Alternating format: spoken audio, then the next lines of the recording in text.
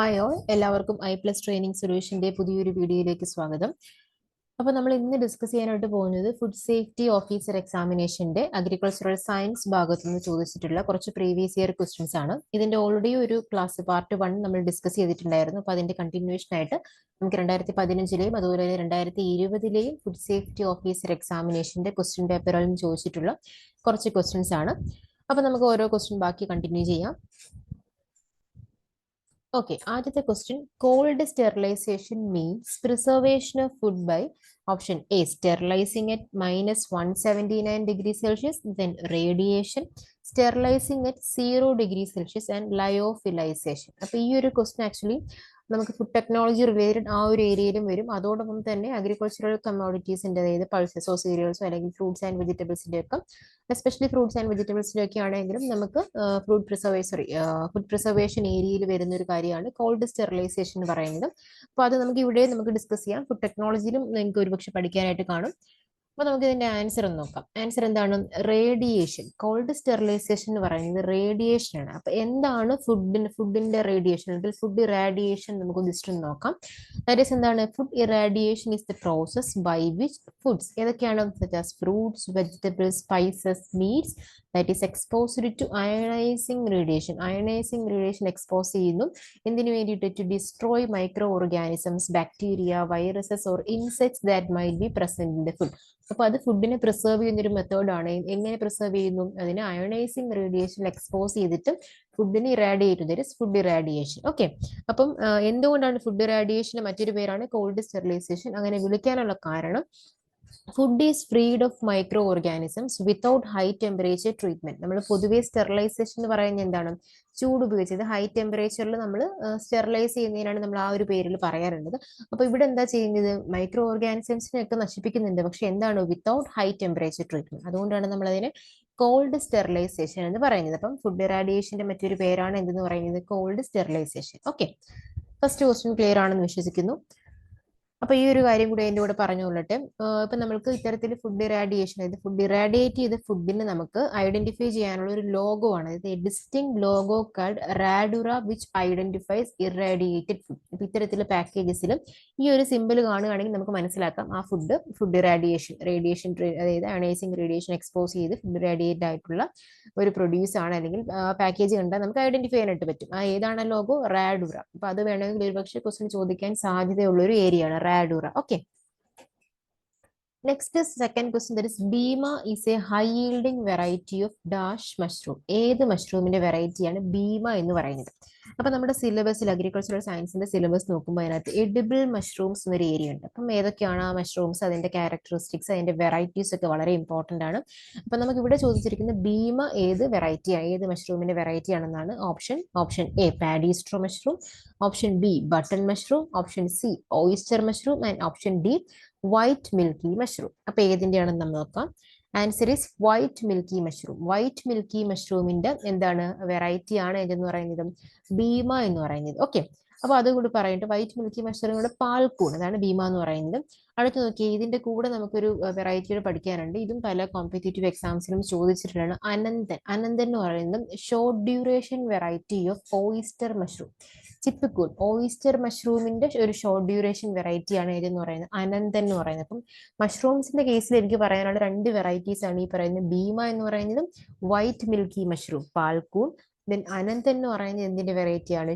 Oyster mushroom ചിപ്പിക്കൂണിന്റെ short duration variety ആണ്. Okay, അപ്പൊ അത്രയൊക്കെയാണ് നമുക്ക് ഈ ഒരു എഡിബിൾ മഷ്റൂംസിന്റെ കേസിൽ പ്രധാനമായിട്ടും ഏതൊക്കെയാണ് മഷ്റൂംസ് എന്നും അതിന്റെ ക്യാരക്ടറിസ്റ്റിക്സും പിന്നെ വെറൈറ്റീസും. ഓക്കെ, അതൊരു ചെറിയൊരു ഏരിയ ആണ്, പക്ഷെ ക്വസ്റ്റ്യൻസ് ചോദിച്ച് കണ്ടിട്ടുള്ള ഒരു ഏരിയ കൂടിയാണ്. അതായത് 2 വർഷങ്ങളിലും ഈ പറയുന്ന എഡിബിൾ മഷ്റൂംസിൽ നിന്ന് ക്വസ്റ്റ്യൻസ് ചോദിച്ചിട്ടുണ്ട്.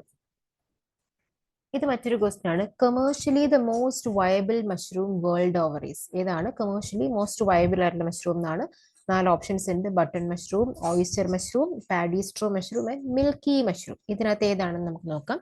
Answer is button mushroom. Button mushroom ആണ് commercially the most viable mushroom എന്ന് പറയുന്നത്. ഓക്കെ, അപ്പൊ നിങ്ങൾക്ക് ഇപ്പൊ മനസ്സിലായി കാണും 2 വർഷങ്ങളിലും ഈ ഒരു ഏരിയയിൽ നിന്ന് ക്വസ്റ്റ്യൻ ചോദിച്ചിട്ടുണ്ട്. അപ്പൊ ഈ ഒരു ഏരിയ നോട്ട് ഡൗൺ ചെയ്ത് തന്നെ പഠിക്കാം. ഓക്കെ, അടുത്തതായിട്ട് which of the following is not an advantage of blanching. ബ്ലാഞ്ചിങ്ങിന്റെ അഡ്വാൻറ്റേജ് അല്ലാത്തത് ഏതാണെന്നാണ് 4 ഓപ്ഷൻസ്. Option A 4 pre-cooling, option B to preserve color, and option C to preserve flavor, and option D to inactivate enzymes. Enzymes inactivate ചെയ്യുന്നു. 4 options ആണ്. അപ്പൊ നമുക്ക് എന്താണ് അതിന്റെ ആൻസർ നോക്കാം. അതിനു മുന്നേ നമുക്ക് എന്താണ് ബ്ലാഞ്ചിങ് എന്ന് പറയാം. ബ്ലാഞ്ചിങ്ങിന്റെ മറ്റു പേരുകളാണ് സ്കാൽഡിങ് അല്ലെങ്കിൽ പാർബോയിലിംഗ് ആൻഡ് പ്രീ കുക്കിംഗ് എന്നൊക്കെ പറയുന്നത്. ഇത്രയേ ഉള്ളൂ. ദിസ് മോസ്റ്റ്ലി വെജിറ്റബിൾസ് ആണ് കൂടുതലായിട്ടും ചെയ്യുന്നത്. By exposing them to boiling water or steam for 2 to 5 minutes followed by cooling. അതായത് ഒരു 2 മുതൽ 5 മിനിറ്റ് വരെ നമ്മൾ ബോയിലിംഗ്, നല്ല തിളച്ച വെള്ളമല്ല, അത്യാവശ്യം ബോയിൽ ചെയ്ത വാട്ടറിലേക്കും അല്ലെങ്കിൽ സ്റ്റീമിലേക്കും നമ്മൾ എക്സ്പോസ് ചെയ്യുന്നു. എന്തിനു വേണ്ടിയിട്ട് ഈ ബ്ലാഞ്ചിങ് ഇങ്ങനെ ചെയ്യുന്ന ഈ ഒരു പ്രക്രിയനെ അല്ലെങ്കിൽ പ്രൊസീജിയറിനാണ് നമ്മൾ ബ്ലാഞ്ചിങ് എന്ന് പറയുന്നത്. എന്തിനു വേണ്ടിയിട്ട് ഇങ്ങനെ ചെയ്യുന്നത്? Blanching inactivate enzymes. എൻസൈംസിനെ ഇനാക്ടിവേറ്റ് ചെയ്യുന്നത് ഏറ്റവും ഇമ്പോർട്ടൻറ്റ് കാര്യമാണ്. Inactivate enzymes, then remove tissue gases, then reduces microbial load by 99% and retains green color of vegetables such as peas, broccoli. അങ്ങനെയാണ് ചില ക്രോപ്സിൽ ബ്രൗണിങ് സംഭവിക്കാറുണ്ട്. അപ്പൊ അതിനെയൊക്കെ പ്രിവെന്റ് ചെയ്യാനായിട്ട് ഹെൽപ്പ് ചെയ്യുന്നു. Then remove it astringent taste of peel. ചില വെജിറ്റബിൾസിന്റെ ഒക്കെ എന്താണ് പീലിന് ഒരു അസ്ട്രിഞ്ചൻസി ഉണ്ടായിരിക്കും, ഒരു എന്താ പറയാ, നമുക്ക് അത്ര ഇഷ്ടപ്പെടാത്തൊരു ഫ്ലേവർ ഉണ്ടായിരിക്കും. അപ്പൊ ആ അസ്ട്രിഞ്ചൻസി ഒക്കെ റിമൂവ് ചെയ്യാനായിട്ട് എന്ത് ഹെൽപ്പ് ചെയ്യുന്നു? ബ്ലാഞ്ചിങ് ഹെൽപ്പ് ചെയ്യുന്നുണ്ട്. വെജിറ്റബിൾസ് ആണ് സാധാരണഗതിയിൽ ബ്ലാഞ്ചിങ്ങിന് വിധേയമാക്കുന്നത്. Fruits are not usually blanch. അപ്പൊ എന്താണ് ബ്ലാഞ്ചിങ് എന്നുള്ളത് ഇപ്പൊ ഞാൻ പറഞ്ഞു കഴിഞ്ഞു. ഇത് ജസ്റ്റ് ഒന്ന് പറഞ്ഞു കഴിഞ്ഞപ്പോൾ തന്നെ ഈ ക്വസ്റ്റിന്റെ ആൻസർ കിട്ടിക്കാണെന്ന് ഞാൻ വിശ്വസിക്കുന്നു. എന്തായിരുന്നു? Which of the following is not an advantage of blanching. അപ്പൊ നമ്മളിപ്പോൾ അഡ്വാൻറ്റേജസ് ഒക്കെ പറഞ്ഞു. ഇതിനകത്ത് വരാത്തത് ഏതാണെന്ന് നമുക്ക് നോക്കാം. Answer is for pre cooling. Pre cooling എന്ന് പറയുന്നത് മറ്റൊരു സ്റ്റേജ് തന്നെയാണ്. അതായത് പോസ്റ്റ് ഹാർവസ്റ്റ് ഹാൻഡ്ലിംഗിൽ നമ്മൾ ഹാർവസ്റ്റിങ്ങിന് ശേഷം നെക്സ്റ്റ് സ്റ്റേജ് ആണ് പ്രീ കൂളിംഗ് എന്ന് വെച്ചാൽ, അതായത് റിമൂവൽ ഓഫ് ഫീൽഡ് ഹീറ്റ്. അതായത് നമ്മുടെ ഹാർവസ്റ്റഡ് പ്രൊഡ്യൂസിന്റെ ഫീൽഡ് ഹീറ്റിനെ റിമൂവ് ചെയ്യുന്നു, അതിന് തണുപ്പിക്കുന്നത്, അതാണ് പ്രീ കൂളിംഗ് എന്ന് പറയുന്നത്. ഓക്കെ, അത് നമ്മുടെ പോസ്റ്റ് ഹാർവസ്റ്റ് ഹാൻഡ്ലിംഗിന്റെ ഒരു സ്റ്റേജിൽ വരുന്നത് തന്നെയാണ്. ഓക്കെ, അടുത്ത question, evaporative cooling system saturated with water is used. ഏതിലാണ് ഇവാപറേറ്റീവ് കൂളിംഗ് സിസ്റ്റം യൂസ് ചെയ്യുന്നതെന്നാണ്. Option A onion storage, option B zero energy cool chamber, option C cool stores, and option D irradiation. നമുക്ക് answer ഏതാണെന്ന് നോക്കാം. Answer is zero energy cool chamber. അപ്പൊ അത് പറയുമ്പോൾ ഞാൻ പറയട്ടെ, നമുക്ക് സ്റ്റോറേജ് സ്ട്രക്ചേഴ്സ് ഉണ്ട്, different type of storage structures ഉണ്ട്, ഫ്രൂട്ട്സിന്റെയും വെജിറ്റബിൾസിന്റെയും ഗ്രെയിൻസിന്റെയും ഒക്കെ. അപ്പൊ അതിനകത്ത് തന്നെ നമ്മൾ ട്രഡീഷണൽ സ്ട്രക്ചേഴ്സ് പഠിക്കും, അതോടൊപ്പം തന്നെ കുറച്ചും കൂടി അഡ്വാൻസ്ഡ് ലെവലായിട്ടുള്ള സ്ട്രക്ചേഴ്സും പഠിക്കും. അപ്പൊ അതിൽ വളരെ പ്രധാനപ്പെട്ടത് ട്രഡീഷണൽ മെത്തേഡ്സിലെ ലോ കോസ്റ്റ് സ്റ്റോറേജ് സ്ട്രക്ചറിൽ വളരെ പ്രധാനപ്പെട്ട ഒരു സ്ട്രക്ചറാണ് സീറോ എനർജി കൂൾ ചേംബർ എന്ന് പറയുന്നത്. അതിന്റെ പ്രിൻസിപ്പിൾ ആണ് ഈ പറയുന്നത് ഇവാപറേറ്റീവ് കൂളിംഗ് എന്ന് പറയുന്നത്. അപ്പൊ എന്താണെന്ന് ജസ്റ്റ് നോക്കാം. സീറോ എനർജി കൂൾ ചേംബർ എന്ന് പറയുന്നത് ഓൾറെഡി ഞാൻ പറഞ്ഞു, പ്രിൻസിപ്പിൾ എന്താണ്? ഇവാപറേറ്റീവ് കൂളിംഗ് ആണ്. It is a low cost zero energy input cool chamber. It is developed by IARA, അതായത് Indian agriculture Research Institute, Pusa, New Delhi എന്നാണ് ഇത് ഡെവലപ്പ് ചെയ്തത്. അതുകൊണ്ട് തന്നെ നമ്മൾ ഇതിനെ Pusa zero energy cool chamber എന്നും പറയാറുണ്ട്. ചിലപ്പം ചില ക്വസ്റ്റ്യൻസിൽ ഞാൻ മറ്റു പല കോമ്പറ്റേറ്റീവ് എക്സാംസിനും അതായത് സീറോ എനർജി കൂൾ ചേംബർ എന്നും മൊത്തമായിട്ട് കൊടുത്തില്ലെങ്കിലും ZECC എന്ന് കൊടുക്കും. അതിന്റെ അർത്ഥം സീറോ എനർജി കൂൾ ചേംബർ എന്നാണ്. അതിന്റെ കൂടെ ചിലപ്പോൾ നമ്മൾ കൂടെ വിളിക്കാറുണ്ട് Pusa zero energy cool chamber എന്ന് പറയാറുണ്ട്. എന്തുകൊണ്ടാണ്? IARA, അതായത് ന്യൂഡൽഹിയിലുള്ള ഇന്ത്യൻ അഗ്രികൾച്ചർ റിസർച്ച് സ്റ്റേഷനിൽ ഡെവലപ്പ് ചെയ്തതുകൊണ്ടാണ് അങ്ങനെ പേര് വരാൻ കാരണം. ഇതൊരു low cost farm level storage structure ആണ്. അപ്പൊ ഇതിന്റെ പ്രിൻസിപ്പിൾ ഇവാപറേറ്റീവ് കൂളിംഗ് ആണെന്ന് ഞാൻ പറഞ്ഞത്. ജസ്റ്റ് ഞാൻ പറഞ്ഞേക്കാം. അതായത് ഇതൊരു ഡബിൾ വാൾഡ് സ്ട്രക്ചർ ആണ്. അപ്പം ഇഷ്ടിക കൊണ്ട്, ബ്രിക്സ് കൊണ്ടാണ് നമ്മൾ ഡെവലപ്പ് ചെയ്യുന്നത്. ഈ ഡബിൾ വാൾഡ് സ്ട്രക്ചറിന്റെ അതായത് ആ ലേയേഴ്സിൽ, ഇൻസൈഡ് ലേയേഴ്സിൽ നമ്മൾ എന്ത് ചെയ്യുന്നു? റിവർ സാൻഡ്, നനഞ്ഞ മണൽ നമ്മൾ നിറച്ചു കൊടുക്കുന്നു. എന്നിട്ട് നമ്മൾ ആ ഇൻസൈഡ് ചേംബറിലേക്ക് നമുക്ക് ഫാമിൽ നിന്ന് കളക്ട് ചെയ്യുന്ന ഒരു ഷോർട്ട് ടേം സ്റ്റോറേജ് സ്ട്രക്ചർ ആണ് ഇത് കേട്ടോ. ഒരു ലോങ് ടേമിൽ നമുക്ക് ഡ്യൂറബിൾ ആയിട്ട് ഉപയോഗിക്കാൻ പറ്റുന്ന ഒരു സ്ട്രക്ചർ അല്ല. അപ്പൊ നമുക്ക് ഫാമിൽ നിന്ന് കളക്ട് ചെയ്യുന്ന ഫ്രൂട്ട്സും വെജിറ്റബിൾസും നമ്മൾ ആ ഇൻസൈഡ് ചേംബറിൽ വെക്കുന്നു. അപ്പം ഈ ഇവാപറേറ്റീവ് കൂളിംഗ് വഴി എന്തായിരിക്കും? ഇൻസൈഡ് ചേംബറിന്റെ ടെമ്പറേച്ചർ എപ്പോഴും ഒരു 17 മുതൽ, അതായത് 20 ഡിഗ്രി സെൽഷ്യസിന്റെ താഴെ ആയിരിക്കും. അറ്റ്മോസ്ഫിയറിക് പുറത്ത് എന്താണ് ഒരു 32 ഡിഗ്രി സെൽഷ്യസ് ആകുമ്പോൾ എന്ത് പറ്റുന്നു? ഇന്നർ ചേംബറിൽ ഇവാപറേറ്റീവ് കൂളിംഗ് കാരണം ടെമ്പറേച്ചർ കുറവായിരിക്കും. അപ്പൊ എന്ത് പറ്റുന്നു? നമ്മുടെ പ്രൊഡ്യൂസിന്റെ സ്റ്റോറേജ് ലൈഫ് അല്ലെങ്കിൽ ഷെൽഫ് ലൈഫ് കൂടുന്നു. അപ്പം കുറച്ച് ദിവസമൊക്കെ നമുക്ക് സ്റ്റോർ ചെയ്ത് വെക്കാൻ പറ്റുന്ന ഒരു ഫാം ലെവൽ സ്റ്റോറേജ് സ്ട്രക്ചർ ആണ് സീറോ എനർജി കൂൾ ചേംബർ എന്ന് പറയുന്നത്. ഓക്കെ, ഇത് ക്ലിയർ ആണെന്ന് ഞാൻ വിശ്വസിക്കുന്നു. അടുത്തത് W&O എമൽഷൻസ് ആർ യൂസ്. അപ്പം W&O എമൽഷൻസ് എവിടെ യൂസ് ചെയ്യുന്നതാണ്? അതായത് W&O എമൽഷൻസ് വെച്ചാൽ വാട്ടർ ആൻഡ് ഓയിൽ എമൽഷൻസ് എന്നാണ് ഉദ്ദേശിക്കുന്നത്. അപ്പോൾ ഓപ്ഷൻസ് നമുക്ക് നോക്കാം. Storage of fruits and vegetables, field spray of fruits and vegetables, waxing of fruits and vegetables, and option D none of them. അപ്പൊ ആൻസർ എന്ന് നോക്കാം. ആൻസർ എന്താണ്? Waxing of fruits and vegetables. വാക്സിങ്ങിനാണ് ഈ പറയുന്ന വാട്ടർ ആൻഡ് ഓയിൽ എമൽഷൻസ് നമ്മൾ use ചെയ്യുന്നത്. അപ്പൊ എന്താണ് ജസ്റ്റ് വാക്സിങ് അല്ലെങ്കിൽ സ്കിൻ കോട്ടിങ്? നമുക്ക് ജസ്റ്റ് ഒന്ന് നോക്കാം. അതായത് പോസ്റ്റ് ഹാർവസ്റ്റ് ഹാൻഡിങ്ങിന്റെ പല സ്റ്റേജസ് പറയുമ്പോൾ അതിന്റെ ഇടയ്ക്ക് നമ്മൾ പറയുന്ന ഒരു സ്റ്റേജ് ആണ് വാക്സിംഗ് എന്ന് പറയുന്നത്. അപ്പൊ അതൊരു മാൻഡേറ്ററി ഒരു സ്റ്റേജ് അല്ല. നമ്മൾ ചില ഫ്രൂട്ട്സിനും വെജിറ്റബിൾസിനും അങ്ങനെ വാക്സിംഗ് അല്ലെങ്കിൽ ഒരു എക്സ്ട്രാ ഒരു പ്രൊട്ടക്റ്റീവ് സ്കിൻ കോട്ടിംഗ് കൊടുക്കുന്നത്, അതാണ് വാക്സിംഗ് എന്ന് പറയുന്നത്. എന്തിനു വേണ്ടിയാണ് ചെയ്യുന്നത്? Waxing are generally used for coating fruits and vegetables to improve the appearance. First objective എന്താ? അപ്പിയറൻസ് ഒന്ന് ഇംപ്രൂവ് ചെയ്യാൻ വേണ്ടിയിട്ട് കൊടുക്കാം. Or to delay deterioration. ഒരു മൈക്രോബിയൽ അറ്റാക്ക് അതിനെയൊക്കെ പ്രിവെന്റ് ചെയ്യാൻ നമുക്ക് എന്ത് ചെയ്യാം? ഒരു എക്സ്ട്രാ കോട്ടിംഗ് നമുക്ക് കൊടുക്കാം. ഒരു പ്രൊട്ടക്റ്റീവ് ഔട്ടർ ലെയർ അല്ലെങ്കിൽ ഒരു സ്കിൻ കോട്ടിംഗ് ആണ് വാക്സിംഗ് എന്ന് പറയുന്നത്. ഇപ്പൊ ഈ ഒരു പിക്ചറിൽ നിന്ന് ഒരു വാക്സിംഗ് ചെയ്തതും ചെയ്യാത്തതുമായുള്ള ഒരു ഫ്രൂട്ടിന്റെ അപ്പിയറൻസ് ഡിഫറൻസ് ആണ് കാണിച്ചിരിക്കുന്നത്. മെയിൻ ആയിട്ടും എന്തൊക്കെയാണ് objective? To improve the appearance of produce or to delay deterioration. ഒരു പക്ഷേ ക്വസ്റ്റൻ അങ്ങനെയൊക്കെ ചോദിക്കാം. നേരത്തെ നമ്മൾ ബ്ലാഞ്ചിങ്ങിന്റെ ക്വസ്റ്റൻ കണ്ടതുപോലെ താഴെ കൊടുത്തിരിക്കുന്നതിൽ വാക്സിംഗിന്റെ ഒബ്ജക്റ്റീവ്സ് അല്ലെങ്കിൽ എന്താ പറയുക അഡ്വാൻറ്റേജസ് അല്ലാത്തത് ഏതാണ്? അപ്പൊ ആ ഒരു രീതിയിലൊക്കെ ക്വസ്റ്റ്യൻസ് വരാം. പിന്നെ ഇപ്പോഴത്തെ ഒരു PSCയുടെ ഒരു പാറ്റേൺ ഒത്തിരിയും ക്വസ്റ്റ്യൻസ് സ്റ്റേറ്റ്മെന്റ് വൈസ് ക്വസ്റ്റ്യൻസ് ചോദിക്കാറുണ്ട്. അതുകൊണ്ടാണ് ഞാൻ ഈ പറയുന്ന കാര്യങ്ങൾ ഇപ്പോൾ ഒറ്റ വാക്കിൽ നമുക്ക് വാക്സിൻ എന്താണെന്ന് പറഞ്ഞു പോവാം. പക്ഷെ ഒരു സ്റ്റേറ്റ്മെന്റിൽ ഈ പറയുന്ന പ്രസ്താവനകൾ വന്നു കഴിഞ്ഞാൽ അത് ഐഡന്റിഫൈ ചെയ്യാനായിട്ട് പറ്റും. അതുകൊണ്ടാണ് നമ്മൾ കുറച്ചും കൂടെ എക്സ്പ്ലെയിൻ ചെയ്ത് പറയുന്നത്. ഓക്കെ, അടുത്തതായിട്ട് ഏഴാമത്തെ question, that is aflatoxin is the mycotoxin produced by. നമ്മൾ ചെറിയ ക്ലാസ് തൊട്ടൊക്കെ പഠിക്കുന്ന ഒരു കാര്യമാണ്. അഫ്ലാടോക്സിൻ ആരാണ് പ്രൊഡ്യൂസ് ചെയ്യുന്നത്? Option A Aspergillus flavus, option B Fusarium species, and option C Claviceps purpurea, and option D Aspergillus clavatus. ഇതിനകത്ത് ഏതാണ്? നമുക്ക് എല്ലാവർക്കും അറിയാവുന്ന വളരെ കോമൺ ആയിട്ടുള്ള ഒരു ജനറൽ നോളജ് ക്വസ്റ്റ്യൻ കൂടിയാണ്. That is Aspergillus flavus. Aspergillus flavus ആണ് അഫ്ലാടോക്സിൻ എന്ന് പറയുന്നത് മൈക്കോടോക്സിൻ പ്രൊഡ്യൂസ് ചെയ്യുന്നത്. ഓക്കെ, അടുത്തൊരു ഏരിയ, ഇത് വളരെ മസ്റ്റായിട്ട് നിങ്ങൾ നോക്കേണ്ട ഒരു ഏരിയ തന്നെയാണ്. അതായത് 2 വർഷങ്ങളിലെ ക്വസ്റ്റ്യൻ പേപ്പർ എടുത്ത് നോക്കിക്കഴിഞ്ഞാലും ഈ പറയുന്ന ഏരിയയിൽ നിന്ന് ക്വസ്റ്റ്യൻ ചോദിച്ചിട്ടുണ്ട്. അതായത് ക്വസ്റ്റ്യൻ ഞാൻ ആദ്യം വായിക്കാം. Khapra beetle is a serious pest of which storage stored product. അതായത് storage pest and their management എന്ന് പറഞ്ഞൊരു ഏരിയ നമുക്ക് സിലബസിലുണ്ട്. അത് വളരെ ഇമ്പോർട്ടന്റ് ആയിട്ടുള്ള ഒരു ഏരിയ ആണ്. നിങ്ങൾ നോട്ട് ഡൗൺ ചെയ്ത് മസ്റ്റായിട്ടും പഠിക്കേണ്ട ഒരു ഏരിയ ആണ്.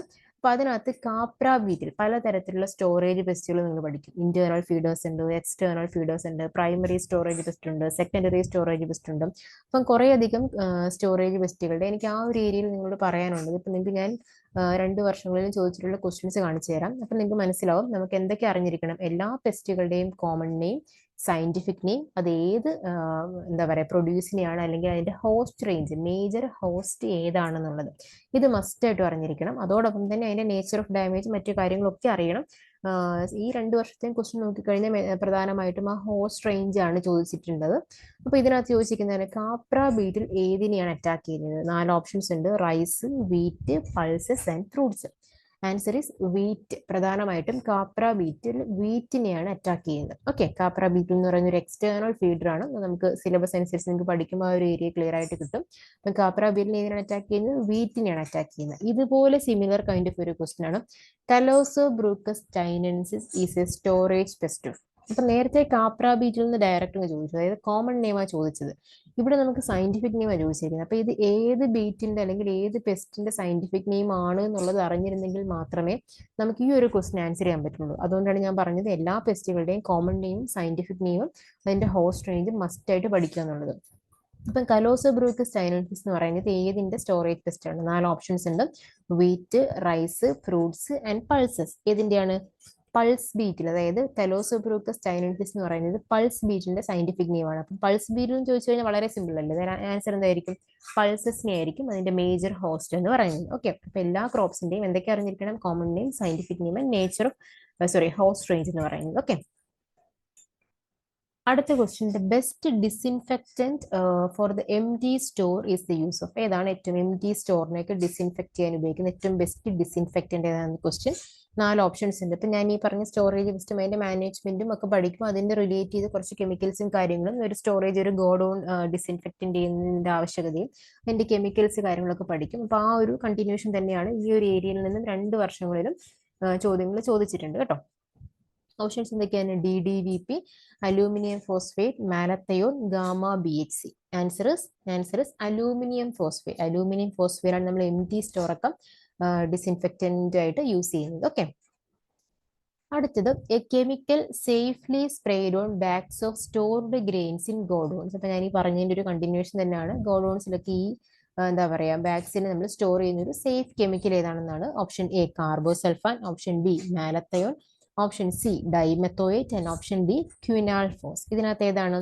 Answer is മാലത്തയോൺ. മാലത്തയോൺ ആണ് നമ്മൾ യൂസ് ചെയ്യുന്ന വളരെ കെമിക്കൽ ഒരു സേഫ്ലി സ്പ്രേ ചെയ്യാൻ പറ്റുന്ന ഗോഡൌൺസിലേക്ക് യൂസ് ചെയ്യുന്ന ഒരു കെമിക്കൽ എന്ന് പറയുന്നത്. അപ്പോൾ ഏകദേശം നമ്മളിപ്പോൾ ഒരു ഇത്രയും ക്വസ്റ്റ്യൻസ്, അതായത് 2 വർഷങ്ങളിലെയും അഗ്രികൾച്ചറൽ സയൻസിൽ നിന്ന് ചോദിച്ചിട്ടുള്ള ഫുഡ് സേഫ്റ്റി ഓഫീസർ എക്സാമിനേഷന് ചോദിച്ചിട്ടുള്ള ക്വസ്റ്റ്യൻസ് ഏറെക്കുറെ നമ്മൾ 2 വർഷങ്ങളിലേക്ക് കവർ ചെയ്തിട്ടുണ്ട്. അപ്പോൾ നിങ്ങൾക്ക് ഏകദേശം ഒരു ധാരണ ഇപ്പം കിട്ടിക്കാണും. അഗ്രികൾച്ചറൽ സയൻസ് എന്ന് പറയുന്ന ഒരു സബ്ജക്റ്റ് അല്ലെങ്കിൽ ഒരു ഏരിയ എടുക്കുമ്പോൾ അതിനെ എങ്ങനെ അപ്രോച്ച് ചെയ്യണം, ഏത് ഏരിയയിൽ നിന്നാണ് കൂടുതൽ ക്വസ്റ്റ്യൻസ് ചോദിച്ചിട്ടുള്ളതെന്നൊരു ഐഡിയ കിട്ടും. അപ്പം അതോടൊപ്പം നമ്മൾ മനസ്സിൽ വെക്കുക, ഇപ്പം PSC എക്സാമിനേഷനൊക്കെ ചെറുതായിട്ടൊന്ന് പാറ്റേൺ മാറി വരുന്നുണ്ട്. ഇപ്പം സ്റ്റേറ്റ്മെന്റ് ബേസ്ഡ് ക്വസ്റ്റ്യൻസിന് നല്ലൊരു ഇമ്പോർട്ടൻസ് ഉണ്ട്. അപ്പോൾ ആ ഒരു രീതിയിൽ കുറച്ചും കൂടെ ഇൻഡെപ്ത് തന്നെ കാര്യങ്ങൾ പഠിക്കാനായിട്ട് ശ്രമിക്കുക. നമ്മൾ എത്രത്തോളം കൂടുതൽ കാര്യങ്ങൾ അറിഞ്ഞിരിക്കുന്നത് നമുക്കത് വളരെ സിമ്പിൾ ആയിട്ട് ക്വസ്റ്റ്യൻസിനെ അപ്രോച്ച് ചെയ്യാനായിട്ട് പറ്റും. മാക്സിമം ക്വസ്റ്റ്യൻസ് മോക്ക് ടെസ്റ്റുകൾ അറ്റൻഡ് ചെയ്യുക, maximum multiple choice questions work out ചെയ്യാം. ഇതൊക്കെ ചെയ്യുന്നതിലൂടെ നമുക്ക് എന്താ പറ്റുന്നതെന്ന് വെച്ച് കഴിഞ്ഞാൽ നമുക്ക് സിലബസ് ഒരു നല്ല ധാരണ കിട്ടും. അതോടൊപ്പം തന്നെ നമുക്ക് എക്സാമിനേഷൻ ഒരു ഏറ്റവും ഇമ്പോർട്ടൻ്റ് ആയിട്ട് കാര്യമാണ് ടൈം മാനേജ്മെന്റ്. മാക്സിമം മോക്ക് ടെസ്റ്റുകളൊക്കെ നിങ്ങൾ അറ്റൻഡ് ചെയ്യുന്നതിലൂടെ നമുക്ക് ടൈം ഒക്കെ മാനേജ് ചെയ്യാനായിട്ട് നമ്മൾ പഠിക്കും. അപ്പോൾ എല്ലാവരും നല്ല രീതിയിൽ തന്നെ തയ്യാറെടുക്കുക. അപ്പോൾ നമ്മൾ ഈ ഒരു പ്രീവിയസ് ഇയർ ക്വസ്റ്റ്യൻ ഡിസ്കഷൻ കഴിഞ്ഞിട്ടുണ്ട്. എല്ലാവരും ആ ക്വസ്റ്റ്യൻ പേപ്പർ ഒരിക്കൽ കൂടി ഒന്നെടുത്ത് വായിച്ചു നോക്കാം. Thank you.